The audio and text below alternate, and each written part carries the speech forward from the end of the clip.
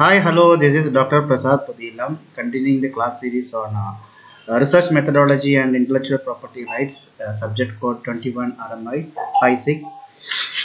This is the common subject for all the fifth semester students of engineering institution affiliated to Vishwesvaraya Technological University, Belagavi, Karnataka. So, this is the fifth video of module 5. Covering the syllabus which is mentioned in the syllabus itself, with the course outcome mentioned, covering the fifth course outcome, that is understanding the basic principles of design rights. Okay, so textbook reference material, study material, many have asking me personally. I have already told this study material is already available in the internet, which is mentioned in the syllabus. Dipankar, they achieved the Valentina E. Ballas engineering research methodology. This textbook is already available. You can download the e-version, electronic version or PDF from the Google by typing the name. Now the topic which I am covering here is the case study of Curcuma, or the turmeric patent. What happened to that turmeric? So a question is framed for that. How did the legal case surrounding the turmeric patent unfold? And what were the key factors influencing the patenting decision in this case? With the course outcome 5, level of question made as 4 and 10 marks. The important points covering that answer is mentioned here. Okay, so introduction. The case study of the turmeric or the curcuma, the patent of turmeric, it revolves around the controversy surrounding the grant of a patent for the wound healing properties of turmeric.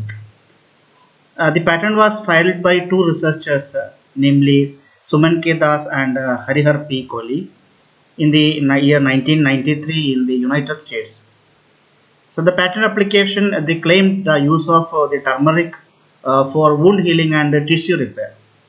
Okay, so I remember this when I was a kid, school going time. I heard my parents or teachers talking about that what we regularly use here, that foreigners are taking it and they are making it as patentable one. That time I didn't understood. Later I came to know that the use of I'm sorry.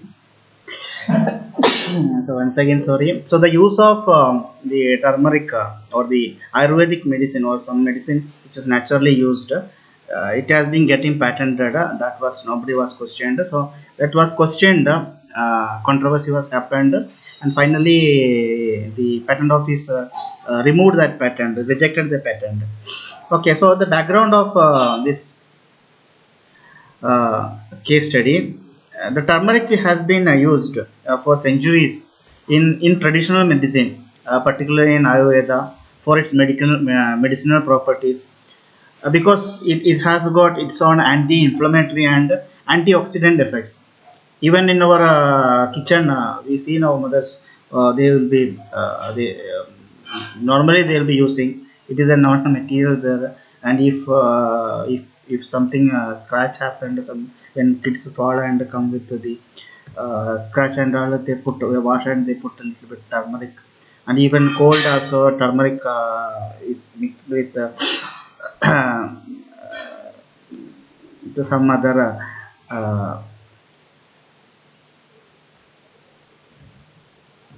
it is cooked and it is given along with the food, so that it becomes antioxidant effect, anti-inflammatory effect. It is there.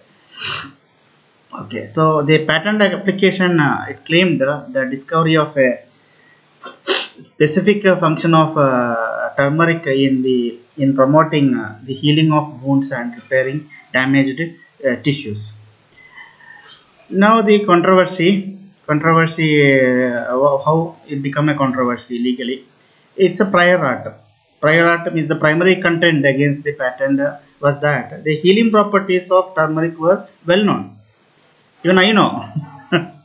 Okay, so it was well known and extensively documented in the traditional medicine.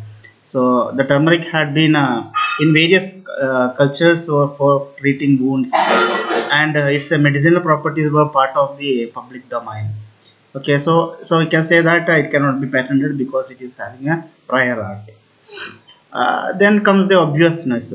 The critics, those who filed case against that, argued that the application of turmeric for the wound healing, it was an obvious and the natural use of the herb based on the existing knowledge. So the patent office was urged to consider the lack of novelty and the invasive step in claimed inventions. And also it is a traditional knowledge. The case, it brought the attention of the issue of biopiracy. Biopiracy means the traditional knowledge of the indigenous communities is exploited for the commercial gains without proper recognition or compensation.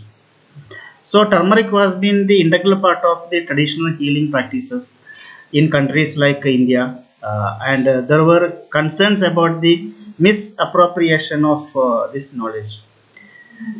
Now, what is the outcome of the case study? Outcome of this patent and its revoked. So, revocation of the patent, that was the first main outcome. In 1997, the United States Patent and Trademark Office (USPTO) revoked the patent following a challenge by the Indian Council of Scientific and Industrial Research, that we call as CSIR. So the decision to grant a patent was considered an oversight, given the extensive prior art and traditional use of turmeric. The impact on patenting traditional knowledge. The case had broader implications for the patenting of traditional knowledge. It highlighted the need for rigorous examinations of patent applications in order to ensure that they meet the criteria of novelty and non-obviousness. It became debate, international debate. It became topic of international debate. So the turmeric or the curcuma patent case, it sparked the international debate on need for stickers, regulations, and examination procedures in patent offices worldwide, especially concerning patents based on the traditional knowledge.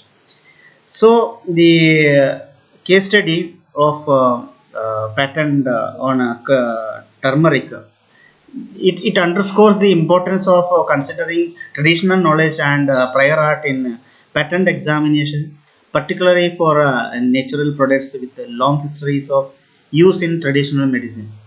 So it also raised awareness about the ethical and legal aspects of patenting the traditional remedies.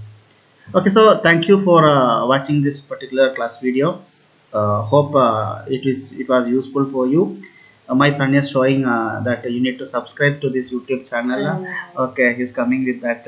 He was disturbing from last 10 minutes for this. Okay, so kindly subscribe to my YouTube channel and support. My name is Dr. Prasad Putila, and my YouTube channel name is My Intuition 4865. Once again, thank you very much and have a nice day.